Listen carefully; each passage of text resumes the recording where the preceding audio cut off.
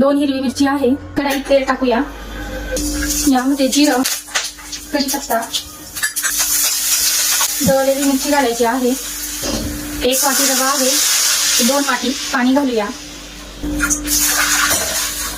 भरपूर अशी कोथिंबीर घालूया. चवीनुसार मीठ. छान आपल्याला हे पाणी उकळून घ्यायचं आहे. पाण्याला उकळी आलेली आहे. यामध्ये आपल्याला रवा घालायचा आहे.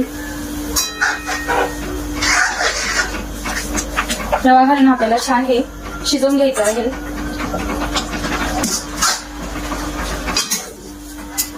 छान हे पीठ वाफवून घ्यायचं आहे. पीठ छान वाफलं आहे. गॅस बंद करूया. आता आपल्याला पीठ घ्यायचं आहे. हे गोळा गोल करत जायचा आहे. पाण्याचा गोट करायचा आहे आणि वडा तयार झाला आहे. सगळे वडे बनवून तयार झालेले आहे. बघा किती सुंदर असे वडे बनवले गेले आहेत.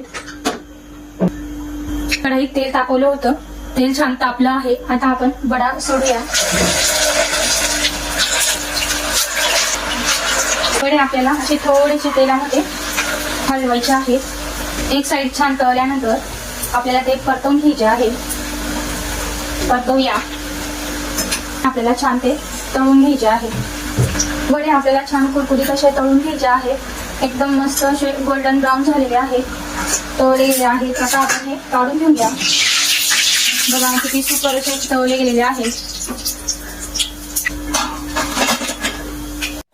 छान असे सुंदर असे वडे तयार झाले आहेत.